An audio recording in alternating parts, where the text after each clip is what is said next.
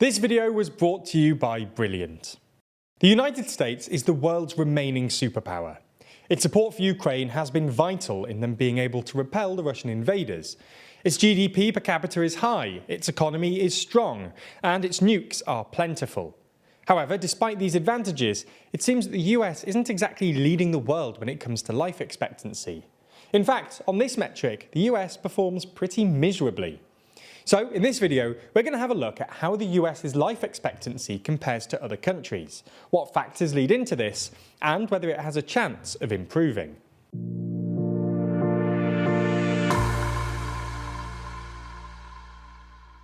So let's start simply by looking at the data on this. Back in the 1990s, US life expectancy was actually not too bad at all. It compared reasonably well to other Western nations, with life expectancy of 75.4 years. Other comparable countries had an average life expectancy of just over 77 years. In fact, the UK had a near identical life expectancy in 1990, with 75.7 years, only 0.3 years higher than the US. Since then, though, things have gotten quite a bit worse. While other countries have seen their life expectancy improve, the US's life expectancy has lagged. While the US's life expectancy had risen to a high of 79 years in 2013, it stagnated and declined back to 78.8 years in 2017. Following a brief rise back to 79.1 years in 2019, it fell off a cliff in 2020 and then 2021. As of 2021, life expectancy had dipped to 77.2 years, which was roughly the life expectancy of the UK back in 2003. While other comparable countries also saw a decrease in life expectancy on the back of the coronavirus pandemic, it did improve again rapidly. This just wasn't seen in the US. In fact, if we dig down a little deeper, we see that the situation is even worse than it seems. As John Murdoch from the FT points out, the town with the lowest life expectancy in the UK is Blackpool, a town which now has the same life expectancy as the average of the US. Now, it's worth mentioning that the FT here uses a different measure of life expectancy, which makes comparisons very difficult, as it doesn't align with other life expectancy measures. But the point remains that the US's life expectancy has gotten significantly worse in recent years. What's interesting here is how life expectancy relates to income. The gap is widest between the UK and US for those at the bottom of the pay scale. Blackpool is a poor town and has the lowest life expectancy of any town in the UK, but even still, people in Blackpool are expected to live a full 5 years longer than the town in the US with the worst life expectancy. As we move up the pay bracket, the life expectancy gap begins to narrow, especially when we get to the top 1%. Now, it's reasonable to question then why this is the case, and there are a few different reasons. The primary factor driving the decline in life expectancy is young deaths, mainly from drug overdoses, gun violence and dangerous driving. In a separate FT article, Murdoch creates counterfactuals where life expectancy is calculated if these factors were not present, comparing this to the actual life expectancy of men and women.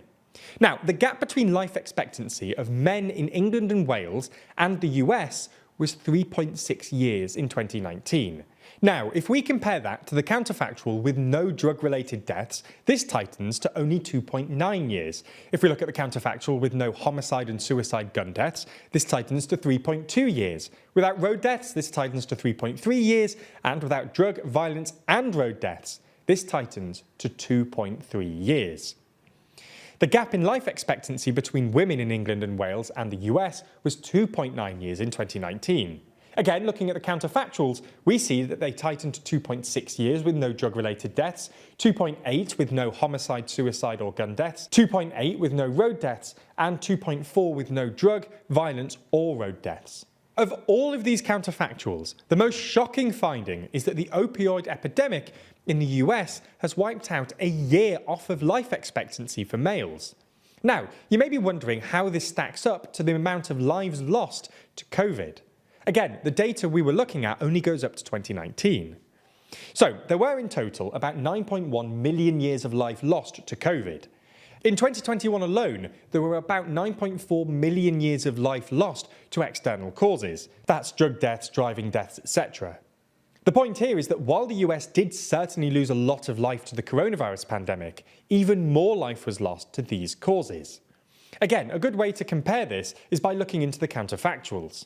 Even if we compare the observed life expectancy to the counterfactual with no US deaths, we see that life expectancy still declines, albeit not as swiftly or as much as with COVID deaths. This is all while other countries such as Austria, the Netherlands and the UK saw life expectancy largely remain the same. So while COVID certainly did lead to deaths in the US, this isn't why life expectancy has been decreasing and is so unfavourable. Ultimately, the US has a problem with drugs that has caused a huge amount of death in younger people, which in turn brings the average down. When this is combined with road deaths and homicide, the problem becomes apparent. For those of you with an understanding of the US political system, you'll know that these aren't simple problems to resolve. The drug problem in particular is one that states around the world have been trying to address, to varying effect.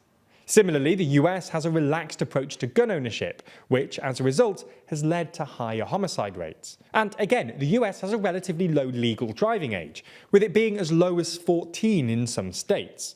This has contributed to the high number of deaths on the roads. So while lawmakers will be keen to try and reverse this declining life expectancy trend, it seems like it'll be some task. And considering the huge debate in the US about things like gun control, at least right now, this seems unlikely. Now, we'll have to monitor how this story plays out over the next weeks, days, and even minutes. But while we're waiting, it only takes a few minutes every day to massively improve your skills and safeguard your career against artificial intelligence. That's by investing in your own human intelligence. And that's where Brilliant.org comes in. Brilliant.org is the best way to learn maths and computer science in a fun and interactive way.